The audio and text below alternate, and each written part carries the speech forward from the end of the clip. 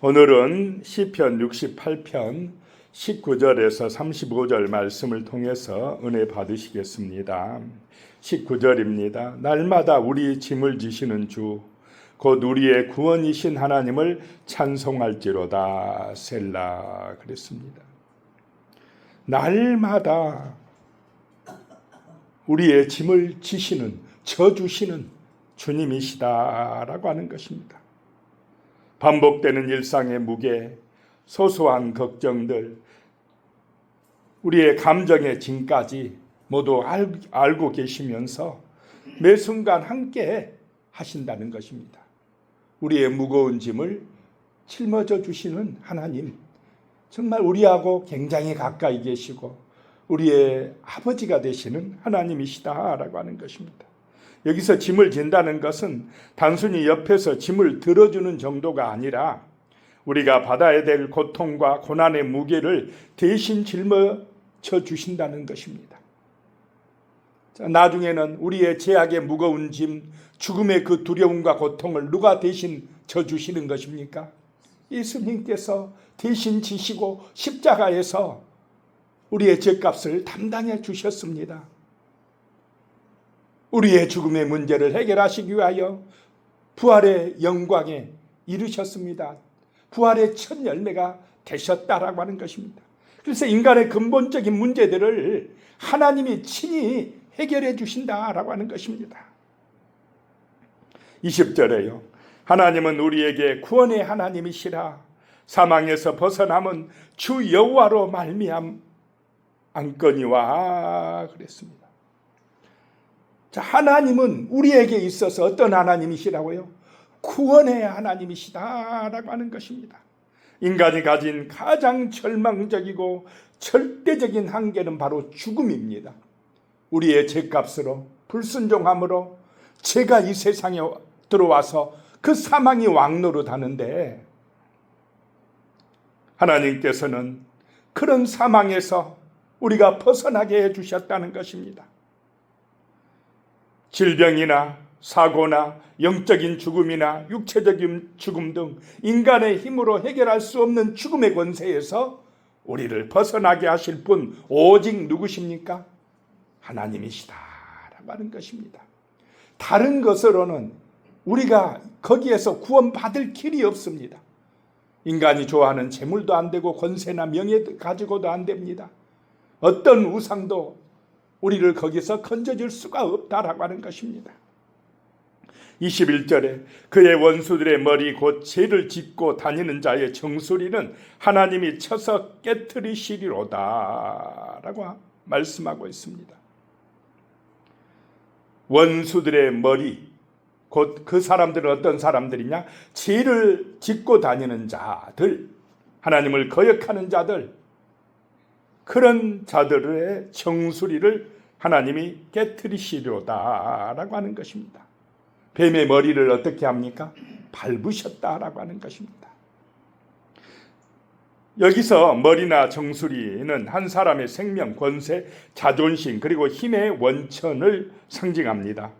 원수의 머리를 깨트리신다는 것은 그들의 권세와 악한 계획들을 뿌리째 뽑아서 완벽하게 물리치신다는 것입니다. 22절입니다. 주께서 말씀하시기를 내가 그들을 바산에서 돌아오게 하며 바다 깊은 곳에서 도로 나오게 하고 그랬습니다. 바산은 요단강 동편에 위치한 지역으로 성경에서는 울창한 숲과 거대한 소들이 있는 곳, 그래서 바산의 암소들이란 표현이 나오고 있습니다. 그리고 거기는 바산 왕 옥이 살던 곳입니다. 이 사람들은 거인들을 말합니다.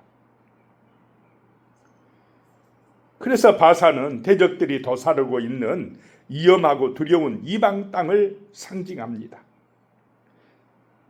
그런데 거기서 돌아오게 해주겠다라고 하는 것입니다. 바다 깊은 곳에서도 도로 나오게 해주고 그랬습니다. 고대 유대인들에게 바다, 특히 깊은 바다는 인간이 제어할 수 없는 혼돈과 두려움을 의미합니다. 한번 빠지면 살아나올 수 없는 그곳, 그런 사망의 권세 같은 그곳에서 누가 건져줄 수 있다 이 말입니까? 하나님이 건져줄 수 있다.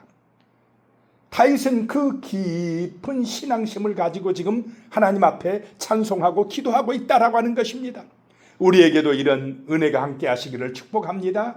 영적인 깊은 신앙의 그 은혜가 우리에게 임해야 된다라고 하는 것입니다.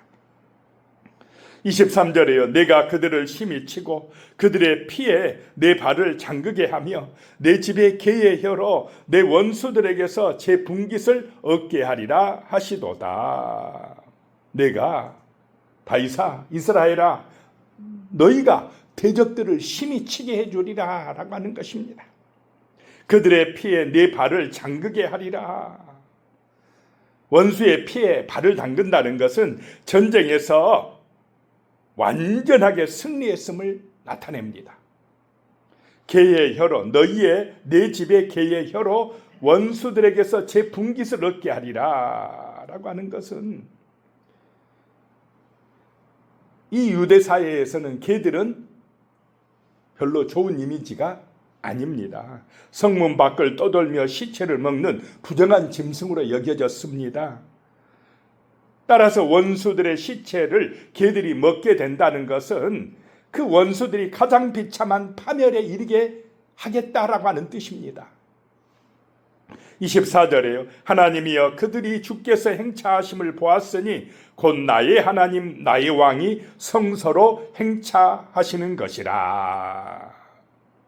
여기서 행차는 왕이 전쟁에서 대승을 거둔 후에 온 백성들이 지켜보는 가운데 당당하게 승리에 입성을 하는 것입니다.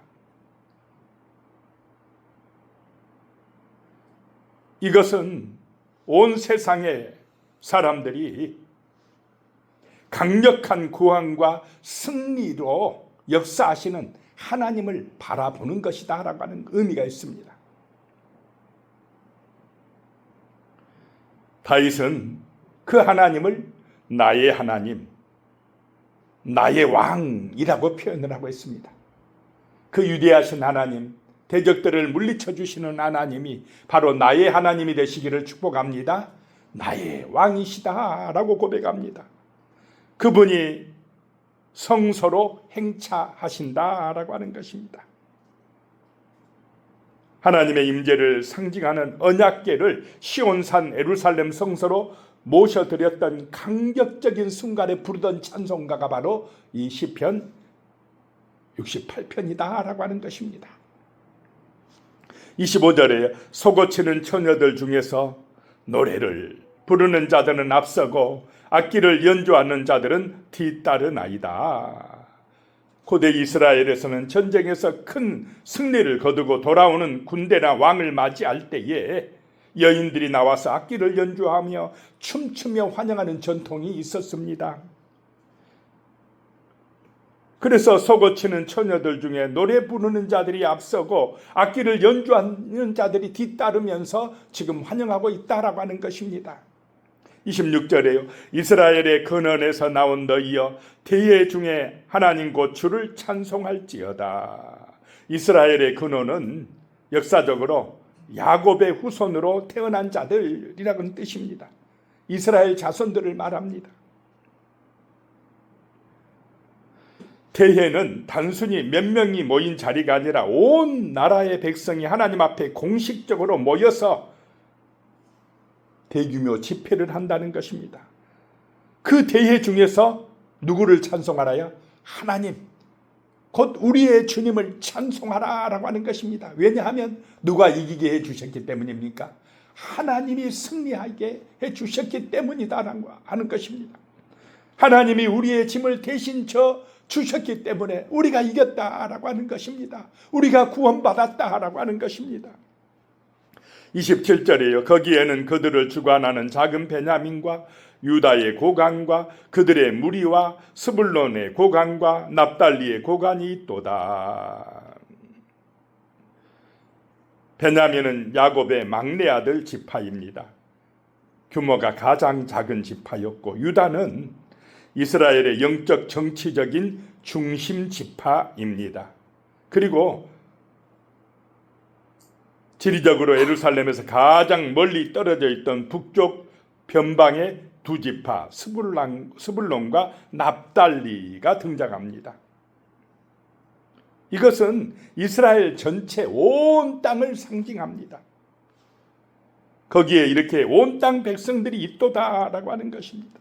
28절에요. 내 하나님이 너의 힘을 명령하셨도다. 하나님이여 우리를 위하여 행하신 것을 경고하게 하소서.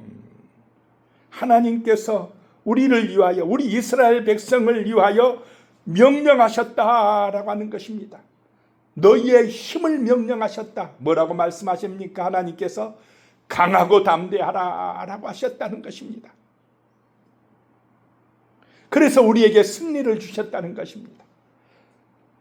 이 하나님의 명령에 다윗은요, 무릎을 꿇고 기도합니다. 하나님이여 우리에게 행하신 것을 경고하게 해 주시옵소서. 이 은혜가 계속되게 해 주시옵소서. 우리가 은혜 받았을 때에 그 은혜를 지속하게 하는 것은 믿음으로 기도하는 것인 줄로 믿으시 바랍니다. 은혜를 계속해서 우리에게 머물게 하는 것도 능력이다라고 하는 것입니다. 은혜를 받는 것도 중요하지만 은혜를 쏟아버리지 아니하고 우리의 삶에서 지속하게 하는 것, 그것이 바로 믿음 있는 사람들이라는 것입니다. 그렇게 기도하시기를 소망합니다. 다윗은 그렇게 영원히 경고하게 해달라고 기도하고 있는 것입니다. 29절에 예루살렘에 있는 주의 전을 위하여 왕들이 주께 예물을 드리리이다. 주의 전, 하나님의 성소를 위하여 왕들이요, 이방의 왕들이 이제 예물을 가지고 와서 바친다는 것입니다. 누가 승리하게 해주셨기 때문에 그렇습니까? 하나님께서 이스라엘이 승리하게 해주셨기 때문에, 강하게 해주셨기 때문에 그런 일들이 일어난다는 것입니다. 30절에 갈밭의 들짐승과 수소의 무리와 만면의 송아지를 꾸짖으시고 은조각을 발 아래에 밟으소서. 그가 전쟁을 즐기는 백성을 흩으셨도다. 여기서 갈밭은요, 애굽을 의미합니다. 나일강에 갈밭들이 많습니다.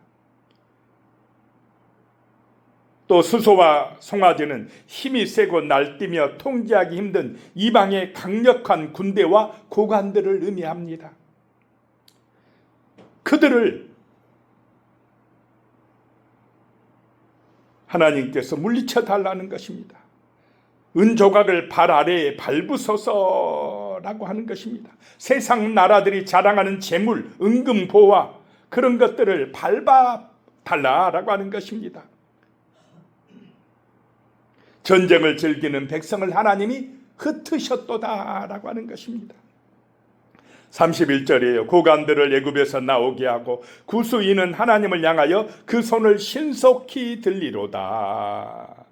그 갈밭에 애굽의 고관들이 나오고 구수인들이 에티오피아에 사는 그런 사람들이 와서 누구에게 경배한다요? 하나님께 경배한다. 신속히 손을 든다라고 하는 것입니다. 32절에 땅의 왕국들아 하나님께 노래하고 주께 찬송할지어다. 온 땅의 모든 백성들아, 모든 나라들아, 하나님께 찬송하라 라고 하는 것입니다. 33절에요. 이적 하늘들의 하늘을 타신 자에게 찬송하라. 주께서 그 소리를 내시니 웅장한 소리로다. 34절에요. 너희는 하나님께 능력을 돌릴지어다. 그의 위엄이 이스라엘 위에 있고 그의 능력이 구름 속에 있도다.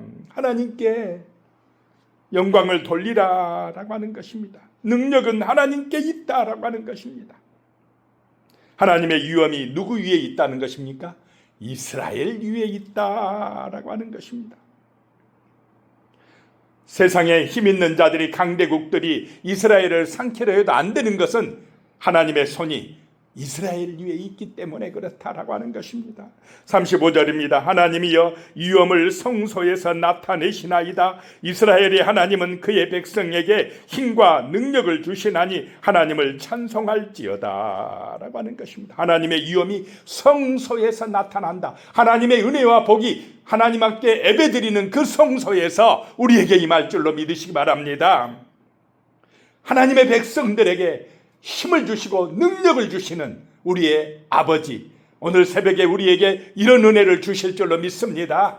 기도하겠습니다. 살아계신 하나님, 정말 이 성소에서 기도하는 백성들에게 힘과 능력을 주시옵소서. 세상 만민들을 정말로 하나님의 나라로 만들어갈 수 있는, 그들을 주께로 인도하여 찬송하게 하는 거룩한 역사가 하나님의 교회들을 통하여, 거룩한 백성들을 통하여 지금도 나타나게 하여 주시옵소서. 예수님의 이름으로 기도드리오며, 이제는 우리 주 예수 그리스도의 은혜와 하나님 아버지의 무한하신 사랑과 성령의 교통하심이 영원히 함께 하시기를 축원하옵나이다. 아멘.